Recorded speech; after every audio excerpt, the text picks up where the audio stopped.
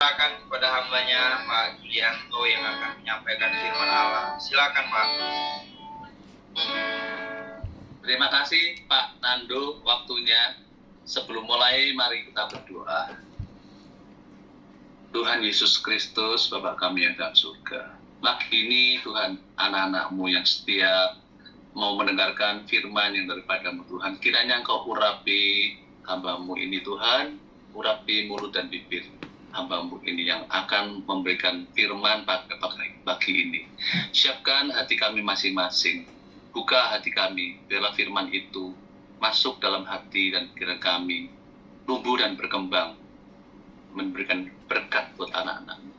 Terima kasih Tuhan, semua doa ini kami panjatkan hanya di dalam nama-Mu yang tunggal, Tuhan Yesus Kristus, Juru Selamat kami yang hidup. Haleluya. Amin. Terima kasih Pak Randu. Shalom saudara-saudara sekalian. Nggak terasa waktu cepat sekali ya, 1 bulan sudah berlalu. Saya pagi ini melihat Pak Nando bernyanyi sungguh luar biasa, memberikan aura positif. Pak Nando memberikan sukacita buat saya sehingga memberi semangat pagi yang indah ini. Senang sekali bisa memberikan firman untuk saudara-saudara sekalian. Baik, pagi ini saya mau memberikan ayat di 2 Petrus 1, mulai ayat 2 ya. Saya bacakan ya. Kasih karunia dan damai sejahtera melimpahi kamu oleh pengenalan akan Allah dan akan Yesus Tuhan kita. Jadi kalau kita mengenal Tuhan, itu kita akan diberikan kasih dan damai sejahtera. Kemudian ayat 3. Karena kuasa ilahinya telah menganugerahkan kepada kita segala sesuatu yang berguna untuk hidup yang saleh oleh pengenalan kita akan Dia yang telah memanggil kita oleh kuasanya yang mulia dan ajaib. Dengan jalan itu, Ia telah menganugerahkan kepada kita janji-janji yang berharga dan yang sangat besar, supaya olehnya kamu boleh mengambil bagian dari dalam kodrat ilahi dan luput dari hawa nafsu dunia yang membinasakan dunia. Nah ini saudara, kita diingatkan supaya kita itu luput dari hawa nafsu dunia yang membinasakan dunia, luput dari hawa nafsu duniawi yang membinasakan dunia. Nah ini saya menyoroti berita-berita yang ada sekarang ini yang lagi rame ya di sosial media, yaitu pencucian uang 300 triliun yang ada di Indonesia. Terus juga saya menyorotin begitu kasusnya orang petugas pajak Rafael ya, yang di dalam rekeningnya ada uang 500 miliar dan katanya dia mempunyai uang 2 triliun lebih padahal dia cuma eselon 3. Kenapa kasus ini terbongkar saudara? Karena kelakuan dari anaknya yang bernama Mario itu, dia pamer harta bapaknya, bukan duitnya dia, duitnya bapaknya, tapi duit yang tidak jelas, hedonis, suka pamer-pamer begitu, sehingga kelakuan Mario ini bisa memicu peristiwa begitu besar di Indonesia. Jadi semua sekarang pegawai-pegawai pajak itu diperiksa oleh Menteri Keuangan Sri Mulyani karena peristiwa Mario yang begitu sadis. Dia melakukan perbuatan-perbuatan penganiayaan kepada saudara David karena bisikan-bisikan dari Agnes itu pacarnya dia. Jadi sebenarnya peristiwa kenakalan anak-anak remaja biasa. Tetapi karena yang melakukan ini adalah orang-orang, tanda kutip orang-orang pangkat, yang dianiaya juga anak-anak orang-orang pangkat, orang-orang NU. Jadi kasus ini begitu menjadi besar, meledak menjadi kasus yang besar. Juga disuguhkan video-video yang begitu sadis ya, yang tersebar di media sosial. Kelakuannya begitu sadis, sehingga kita yang melihat miris ya, melihat kejadian itu miris. Kok bisa ya anak muda itu berperilaku brutal, sadis dan jahat sedemikian rupa. Kenapa, saudara-saudara? Kenapa bisa terjadi? Itu karena kurang adanya pendidikan kepada anak-anaknya. Mungkin juga dia ada penyakit kejiwaan, ada kesombongan, sehingga hal ini menjadi peristiwa yang sangat besar di Indonesia, menyeret begitu banyak pejabat-pejabat di Indonesia. Karena orang tuanya hanya sibuk memikirkan mencari uang dan mencari uang yang tidak halal. Begitu, makanya ini saudara-saudara, kalau kita itu tidak hati-hati ya di dalam bekerja, peristiwa yang kelihatannya kecil menjadi sangat besar, sangat menggoncangkan Indonesia. Seperti itu. Jadi kita harus benar-benar ini perhatikan anak-anak kita supaya tidak berperilaku seperti itu. Kita yang jadi anak-anak Tuhan, kita yang setiap hari membaca firman, firman itu begitu banyak yang kita baca, begitu banyak firman yang kita mengerti. Tapi kalau kita lupa untuk mendidik anak-anak kita, kasihan, anak-anak kita itu kasihan. Generasi berikutnya itu kasihan. Makanya kita harus memberikan warisan kepada anak-anak kita, bukan hanya berupa uang saja, tetapi berupa pendidikan moral, pendidikan etika untuk anak-anak kita, untuk cucu-cucu kita. Itu perlu dididik, diwariskan nilai-nilai kekristenan. Itu sangat penting, saudara-saudara, karena kalau mereka tidak mengerti nilai-nilai kebaikan yang diajarkan Tuhan Yesus Kristus buat kita, alangkah sayangnya hanya kita yang mengerti, tapi kita tidak memberikan, mentransformasikan kepada anak kita. Sungguh sangat disayangkan, karena nilai-nilai kekristenan itu begitu indah, begitu luhur, begitu pentingnya nilai-nilai kekristenan di dalam kehidupan kita. Jadi saya menyoroti berita-berita itu sangat disayangkan, sehingga sekarang ini Indonesia terguncang oleh peristiwa itu. Pertama dulu peristiwa Sambo, ya, peristiwa Sambo yang begitu menggoncangkan. Kepolisian kita digoncangkan oleh skandal yang begitu besar. Sekarang Departemen Keuangan, skandal ini terjadi. Ini suatu peristiwa gunung es. Yang kita lihat adalah pucuk gunung esnya. Sebetulnya yang di bawahnya itu begitu besar yang tidak kelihatan, saudara. Indonesia mempunyai masalah yang begitu besar. Sama seperti kita, saudara-saudara. Kita umat-umat Kristen ini, anak-anak Kristus, sama juga seperti gunung es.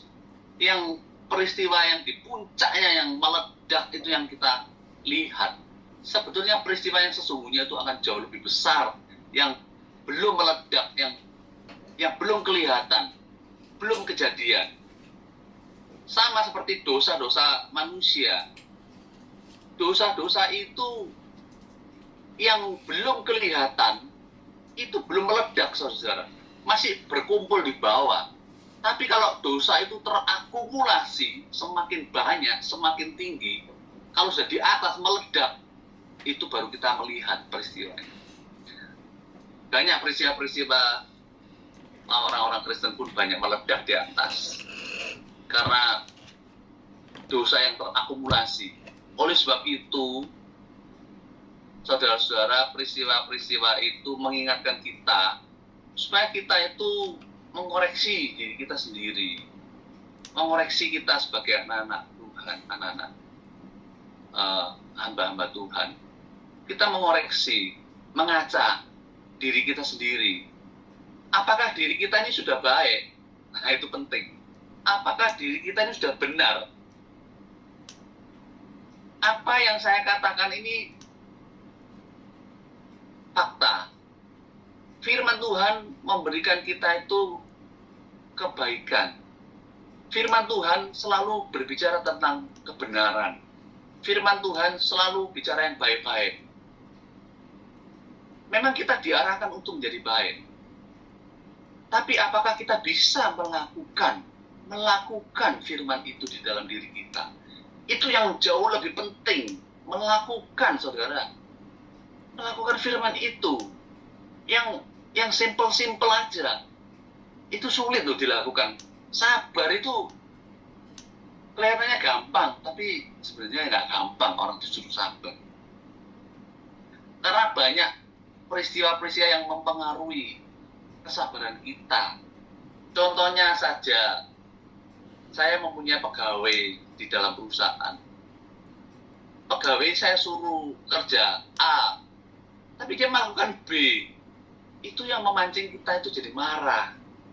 Kita disuruh sabar, suruh belajar sabar. Nah, di sini saudara, pegawai kita merugikan perusahaan. Kita harus belajar sabar. Kita mendidik anak buah kita. Nah, itu peristiwa yang gampang. Peristiwa yang simple. Kita harus mendidik anak-anak kita, pegawai kita. Kita belajar sabar. Ini aja ya, nggak gampang. Belum hal-hal yang lainnya. Banyak hal-hal yang kelihatannya gampang, tapi sebenarnya nggak gampang. Makanya kita harus mendidik diri kita sendiri juga. Kita jangan hanya pinter ngomong, pinter menasihati orang. Seringkali kan kita pinter menasihati orang, tapi kita lupa tidak menasihati diri kita sendiri. Apakah benarlah kita, apakah kita sudah bisa melakukan apa yang kita katakan? Ini yang seringkali orang lupa. Menasihati orang itu gampang, tapi menasihati diri sendiri itu yang paling sulit. Mengalahkan diri sendiri itu loh yang paling sulit, saudara. Sulit. Kadang-kadang kita kan tidak mau disalahkan. Kita itu maunya menang sendiri. Kita itu maunya benar sendiri. Paling benar ya kita sendiri. Orang lain salah. Itu seringkali manusia itu berbuat seperti itu. Mana ada orang mau disalahkan? Tidak ada. Tapi kalau kita bisa bersikap gentleman, sportif, itu justru yang mendidik diri kita sendiri. Tidak apa-apa kalau salah ya, akuin kita salah. Itu yang bagus, saudara-saudara. Sportif. Seperti orang main olahraga sport. Kalau kalah ya, bilang kalah. Nggak bisa kalah, tapi minta menang. Ini ada peristiwa lucu, saya punya teman. Dia pengusaha kaya. Karena dia orang pengusaha top. Dia main pingpong itu minta menang, saudara. Lucu, sport kok minta menang terus. Memang dia nggak punya kemampuan, nggak punya skill ya, kalah. Tapi kalau dia itu kalah, dia marah-marah. Orang-orang sudah tahu karakternya. Jadi yang jago main pingpong itu kalau main sama dia dibuat kalah. Nggak sportif. Aneh. Jadi ini karakter yang aneh. Menunjukkan apa? Yaitulah kesombongan diri. Karena dia orang kaya, dia ingin menang terus. Dalam hal apapun dia minta menang. Ya, akhirnya karakternya nggak baik. Selalu minta menang. Ini orang sombong. Jadi lucu. Orang main itu tuh jadi dikalak-kalak loh. Ini kan jadi munafik ya. Jadi saudara-saudara janganlah kita bersikap munafik seperti itu. meskipun kamu memang nggak bisa main pingpong, kalau memang kalah ya akuin secara gentleman, waduh ya kamu hebat ya. Itu adalah sikap yang gentle. Jadi saya belajar untuk seperti itu. Jadi orang harus berani untuk mengakui kesalahan. Orang harus berani untuk mengakui kekalahan. Itu justru jauh lebih bernilai, saudara-saudara, daripada saudara menang tapi musuh kita itu mengalah. Itu menang tapi tidak terhormat, saudara-saudara. Seolah-olah menang, tapi sebenarnya dia itu kalah. Itu satu contoh yang paling gampang. Baik, saya lanjutkan ya untuk firman selanjutnya.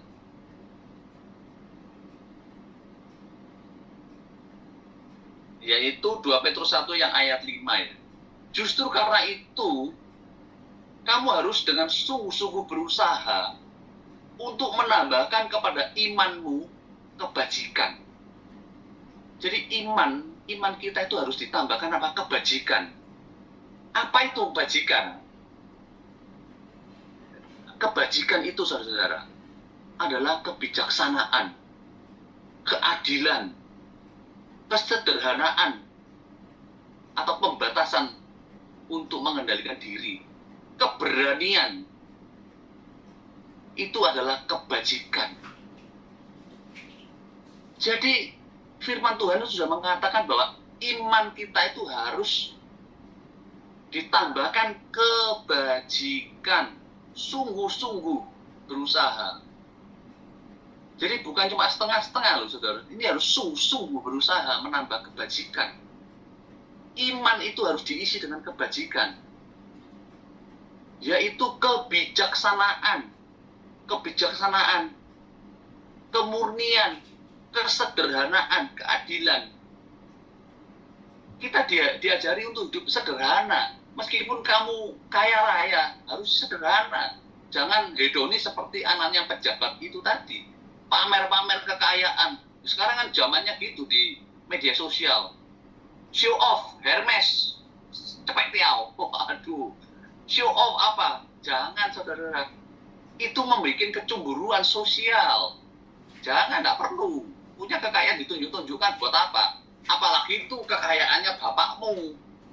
Ibu, bapakmu yang kerja setengah mati, anaknya yang wah pamer kekayaan. Itu tidak etis. Tidak etis. Kalau kamu sudah bisa kerja cari duit, baru kamu bangga akan duitmu sendiri. Kalau duitnya bapakmu, kamu banggakan apa yang kamu banggakan? Saya kadang-kadang melihat itu, ya lucu nih anak-anak muda ini ya. Nggak usah lah pamer-pamer seperti itu. Itu bukan duitmu. Jadi itu mengajarkan kesederhanaan di sini, saudara-saudara. Keberanian, ya, melalui apa? Cobaan. Di dalam hidup ini banyak cobaan. Kita harus berani untuk menghadapi itu semua. Di firman ini sudah dikatakan seperti itu. Jadi sungguh-sungguh berusaha menambah kebajikan di dalam iman. Dan kepada kebajikan pengetahuan. Pengetahuan apa, saudara-saudara? Apa yang pengetahuan? Ya pengetahuan di dalam segala hal. Pengetahuan, ilmu pengetahuan. Supaya apa? Kita menjadi anak-anak Kristen itu yang pandai. Supaya kita tidak dibodohin. Kita tidak ditipu. Kita tidak dibohongin. Kita harus berpengetahuan. Belajarlah berbagai macam ilmu. Di dunia ini banyak ilmu-ilmu yang bisa memberikan kita hikmat. Ya, ilmu ekonomi, ilmu hukum, ilmu sosial, ilmu perdagangan, ilmu apa saja kamu pelajari. Di firman itu dikatakan pengetahuan itu harus ditambahkan dalam iman. Kalau kita nggak berpengetahuan, ya kita dibohongin. Sekarang banyak pembohong-pembohong di dalam dunia perdagangan. Suruh investasi bodong. Banyak dikasih bunga tinggi. 5% sebulan. Mau kita utang bank aja 1%, 2%, setengah mati bayar bunganya. Apalagi dia memberikan 5%, 10%. Itu adalah kebohongan. Jangan kita ditipu oleh kebohongan investasi bodong.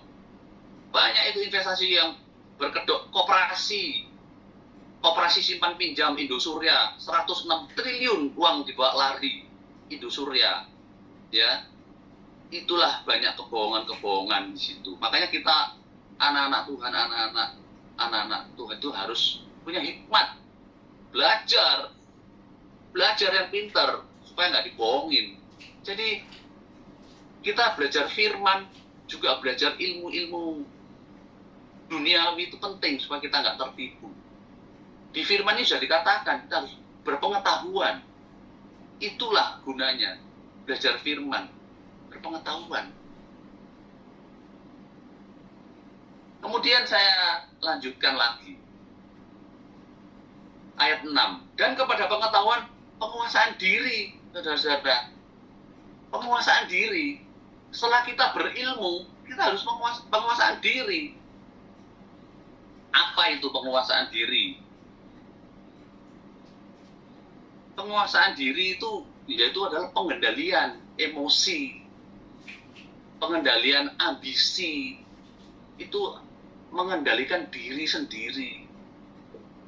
Manusia itu kan sering punya kemauan, punya keinginan, banyak sekali. Keinginan manusia itu banyak. Kalau nggak dikendalikan, itu juga bisa apa? Membakar diri kita sendiri. Karena kita itu ada istilah nafsu besar, tenaga kurang. Wah, cita-citanya besar sekali, tapi nggak punya kemampuan. Itu ya seperti mimpi di siang bolong, saudara-saudara. Itu hanya mimpi, ya, utopis, seperti kanak-kanak. Ya, seperti itulah, utopis, utopia, seperti anak kecil. Jadi pengendalian diri ini penting. Kita harus mendewasakan diri kita sendiri. Bagaimana kita bisa berlaku dewasa? Ya, mengendalikan diri. Kita harus mengerti kemampuan kita itu sampai di mana. Kita punya skill sampai di mana. Nah, itu perlu kita mengerti kemampuan kita. Itu bisa menguasai diri. Mengendalikan emosi. Mengendalikan hawa nafsu. Mengendalikan apa? Marah. Mengendalikan iri hati, dengki, dendam, sakit hati. Nah, ini kita perlu kendalikan, saudara-saudara. Karena kalau ini tidak terkendalikan, sangat berbahaya. Seperti contoh tadi, anaknya pejabat. Dia nggak bisa mengendalikan diri. Dia emosi, dipanasin sama pacarnya, Agnes namanya. Wah, itu si David ini dipukulin, kepalanya ditendang. Waduh, sadis banget. Dia nggak bisa mengendalikan emosi, bahkan kemungkinan dia bisa membunuh ini anak karena nggak bisa mengendalikan diri. Akibatnya fatal. Akibatnya apa? Dia menjadi menyesal. Tapi penyesalan itu jatuhnya di belakang. Penyesalan tiada berguna. Bagaikan nasi sudah menjadi bubur. Percuma. Nah, kita menjadi anak-anak Tuhan, jangan sampai kita tidak bisa mengendalikan diri kita sendiri, sehingga kita melakukan perbuatan-perbuatan yang akan kita sesali nantinya. Nah, itulah gunanya pengendalian diri. Di firman sudah dikatakan. Jadi iman itu harus ditambahkan apa? Ditambahkan kebajikan. Iman itu ditambahkan dalam kebajikan pengetahuan. Pengetahuan itu harus ditambahkan apa? Pengendalian diri. Jadi pengendalian diri ini penting sekali, saudara-saudara. Kita harus mengendalikan ambisi-ambisi kita. Wah, kalau kita melihat ke atas, saudara-saudara, tidak ada ujungnya di atas itu. Biasanya di dalam dunia ini yang sering kita lihat itu orang sering memandang orang yang kaya ya. Kita melihat orang kaya itu kayak terbius begitu. Kita ingin menjadi kaya raya. Itu biasa dan itu wajar. Orang mau kaya itu ya nggak apa-apa, saudara. Boleh. Cuma harus mengukur diri. Mengukur diri. Kalau kita emosi ingin cepat kaya, akhirnya kita salah jalan. Jalan apa saja kita ambil, pokoknya cepat kaya. Jalan yang ilegal pun kita pakai. Nah, itu akhirnya menjebloskan diri kita sendiri. Nggak jadi kaya, tapi akhirnya jadinya masuk penjara. Itu banyak terjadi, saudara. Kita harus banyak belajar. Nah, sering terjadi seperti itu. Jadi, kalau kita mikirkan yang terlalu jauh, melebihi kekuatan kita akhirnya membakar diri kita sendiri. Kita terbakar oleh emosi kita, hancur. Kita menjadi hancur, nggak menjadi lebih baik, tapi hancur. Makanya ambisi itu penting, tapi jangan kebablasan. Kalau kebablasan, jadinya malah nggak baik, malah tidak baik. Tapi kalau ambisi itu terukur, saudara-saudara, terukur, kata-kata terukur ini penting. Bisa mengukur kekuatan kita, kemampuan kita. Akhirnya ambisi membuat kita menjadi maju. Manusia itu harus maju, saudara-saudara. Harus, maju itu harus. Jangan mundur. Kalau mundur itu kita akan terperosok, terjerembab. Itu mundur. Tapi kita menjadi manusia yang maju. Kita ingin maju, yes, harus maju. Kita harus lebih advance, lebih berpengetahuan. Jadi itu penting. Masalah-masalah pengendalian diri. Contoh lagi adalah kita harus bisa memaafkan orang-orang yang bersalah pada kita. Karena apa, saudara? Penting. Kalau kita nggak bisa memaafkan yang orang-orang bersalah, orang yang bersalah pada kita itu sudah lupa apa yang dikerjakan, apa yang dikatakan, dia udah lupa. Tapi kita masih menyimpan dendam. Kata-kata dendam itu simpan terus di hati. Akhirnya itu jadi racun di dalam diri kita, menjadi racun di dalam pikiran kita, menjadi racun sehingga kita nggak bisa keluar dari pikiran-pikiran itu. Nah, kita harus bisa memaafkan orang-orang itu. Memang itu nggak mudah, tapi harus belajar memaafkan. Karena manusia ini nggak ada yang sempurna, saudara-saudara. Nggak ada yang sempurna. Kita harus belajar memaafkan orang yang bersalah, belajar membuang racun-racun di dalam hati kita. Seringkali orang itu nggak bisa seperti itu, tapi belajarlah untuk itu. Karena kalau kamu bisa memaafkan orang lain, kamu akan bahagia loh, saudara. Bahagia, hatimu itu enak, enteng, nggak ada beban. Coba kalau kamu marah terus sama orang, simpen terus, marah terus ya nggak baik buat kamu sendiri. Akhirnya kita menjadi pribadi yang tidak menyenangkan, suka marah, apa-apa marah, suka ngomel, cerewet, ngomel terus. Orang yang deket-deket kita itu ya nggak suka sama kita.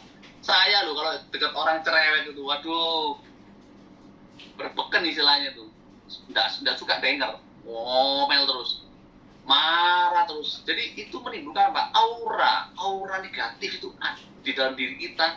Kita menjadi nggak nyaman kumpul dengan orang seperti itu. Nah, oleh sebab itu kalau kita nggak suka kumpul dengan orang-orang demikian, janganlah kita berlaku seperti itu. Janganlah kita menjadi orang seperti itu. Suka ngomel, suka marah, ngerasain orang. Jadi kata-kata yang keluar itu negatif. Contohnya yang saya sering lihat, kalau kita lihat orang-orang FPI kalau ngomong itu, kata-katanya itu tidak enak di kuping, kebencian, suka mendoakan yang jelek-jelek tuh ngomongan apa itu. Jadi yang keluar dari mulut kita itu sampah, saudara-saudara. Jangan.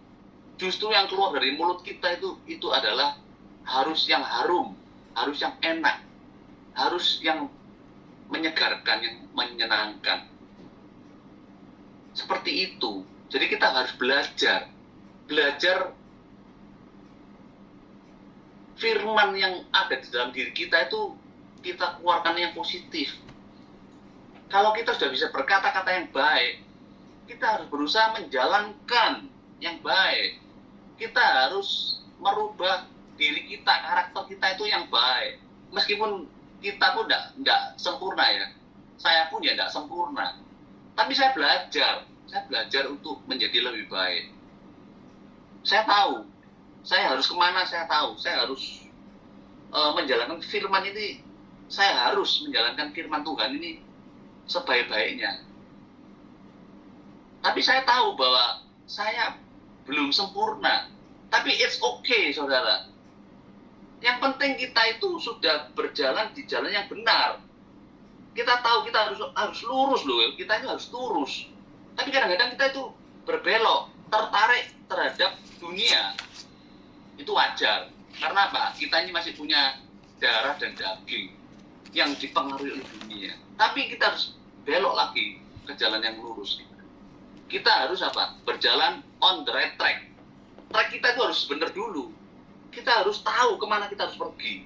Itu dulu. Nah, kalau kita sudah punya planning, saya harus lurus ke sana. Ya ke sana. Kalau kita berbelok ke kiri, tidak apa-apa. Tarik lagi, lurus lagi. Berbelok ke kanan, tarik lagi, lurus lagi. Nah, hidup seperti itu. Kita ditarik ke kiri, ditarik ke kanan. Tapi kita harus kembali ke jalan yang benar. Dan itu biasa. Di dalam dunia ini, tarik-menarik.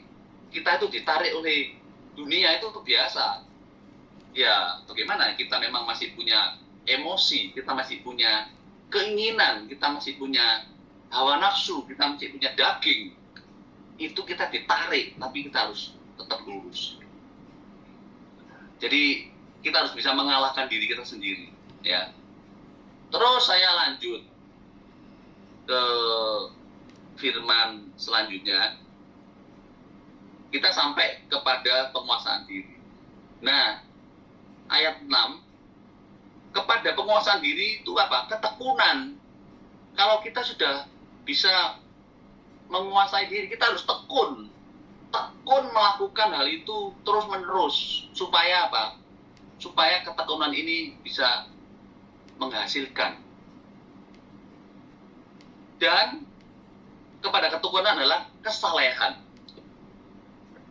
Ya, kesalehan. Apa itu kesalehan? Kesalehan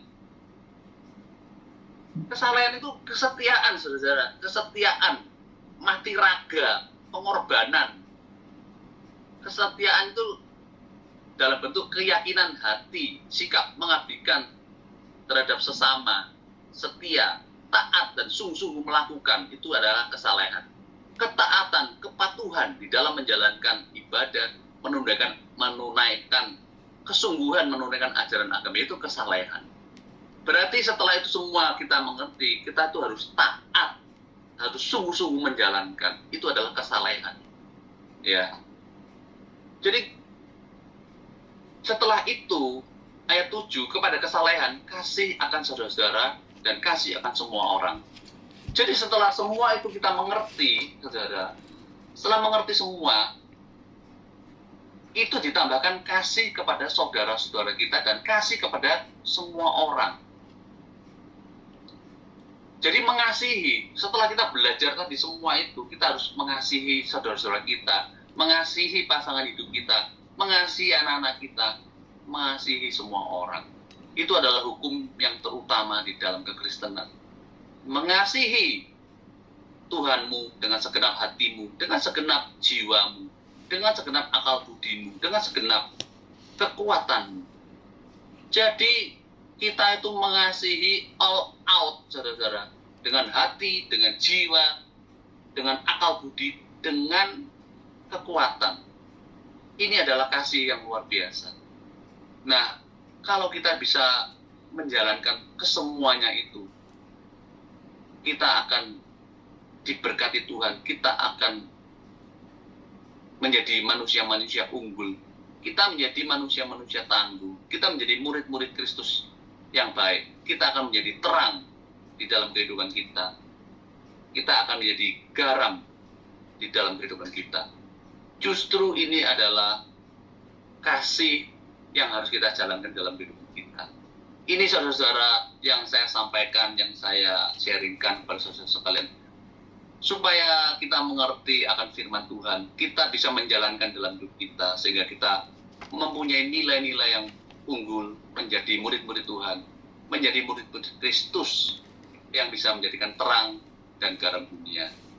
Mudah-mudahan sharing saya pagi ini bisa memberikan manfaat buat saudara-saudara kalian, agar firman ini saudara renungkan, saudara amalkan di dalam kehidupan ini.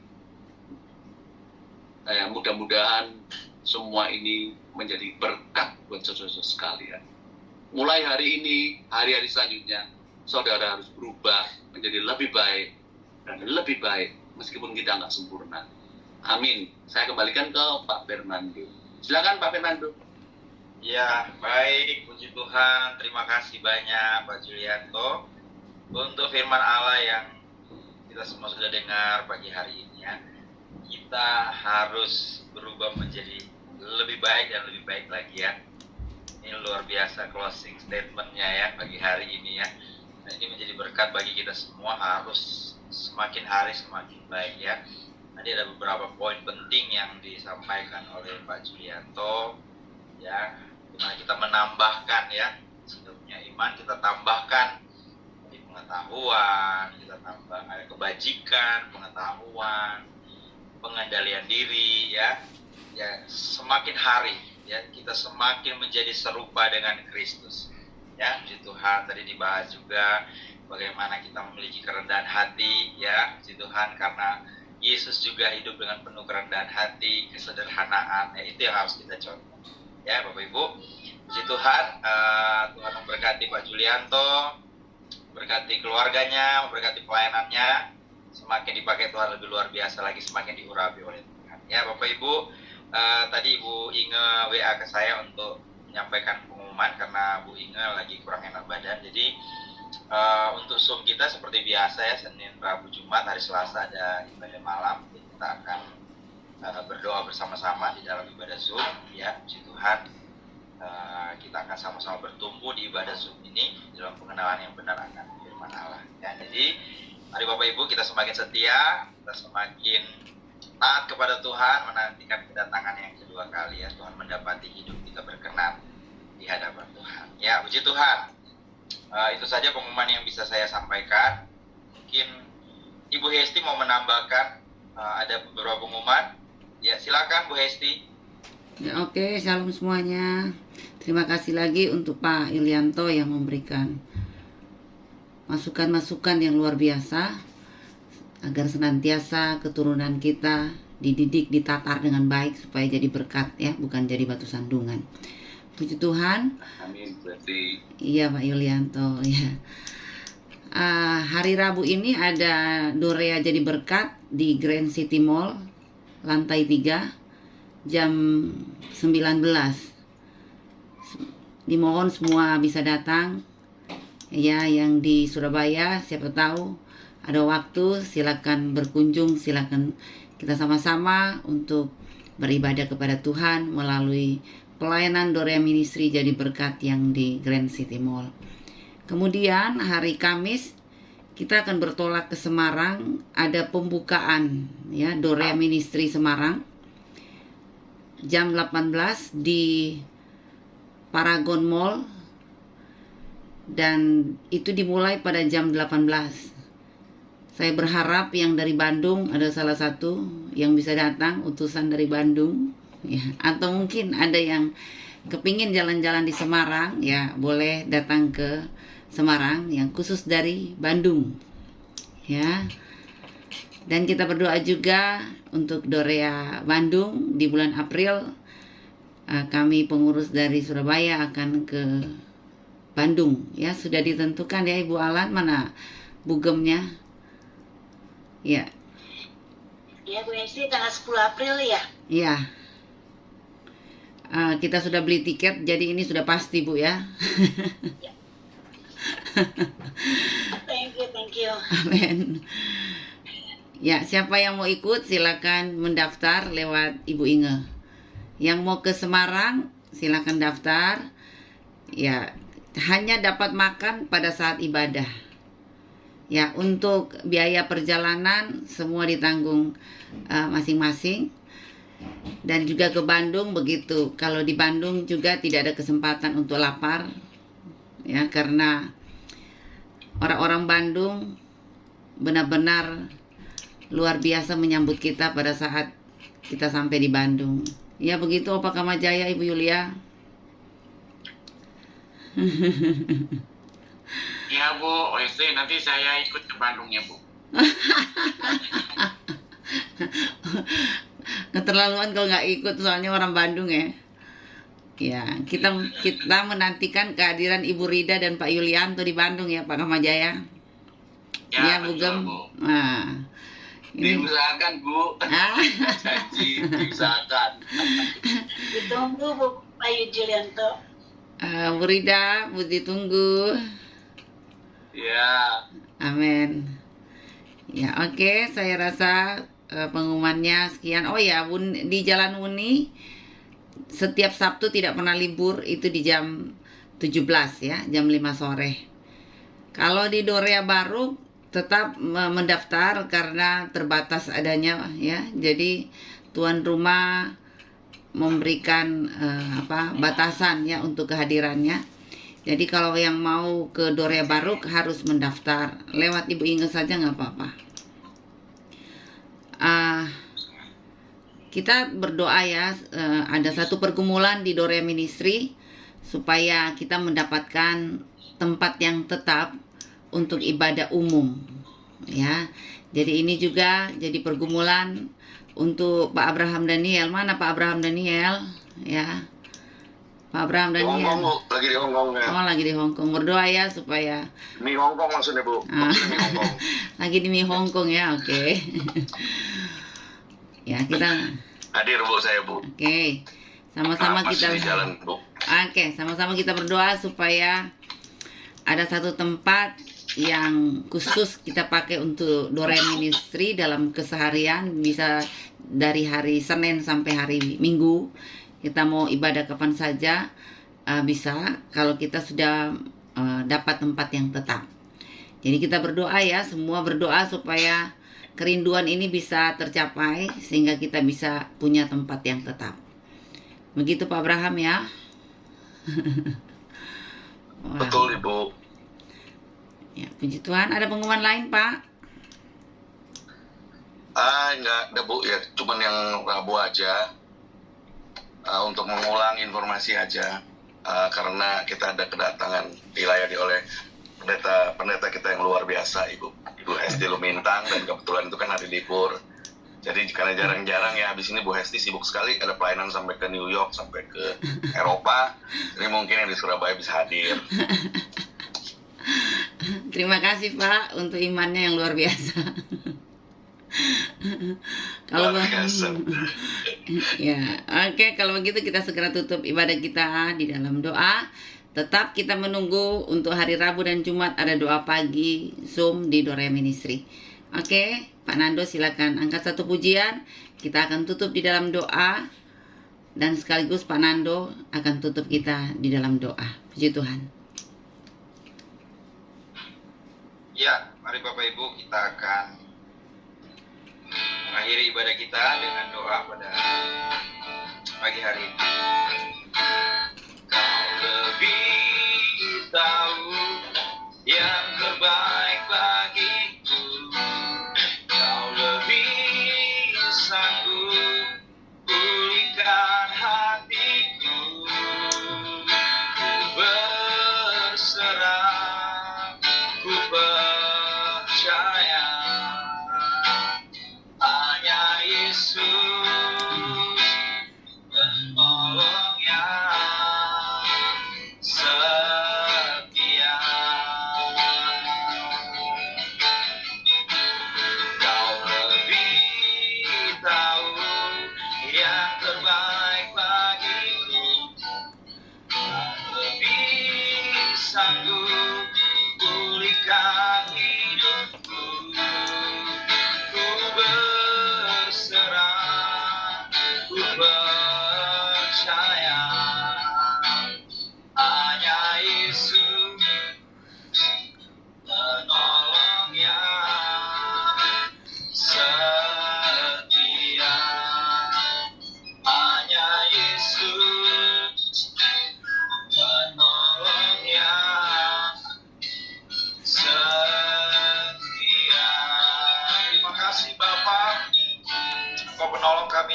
setia.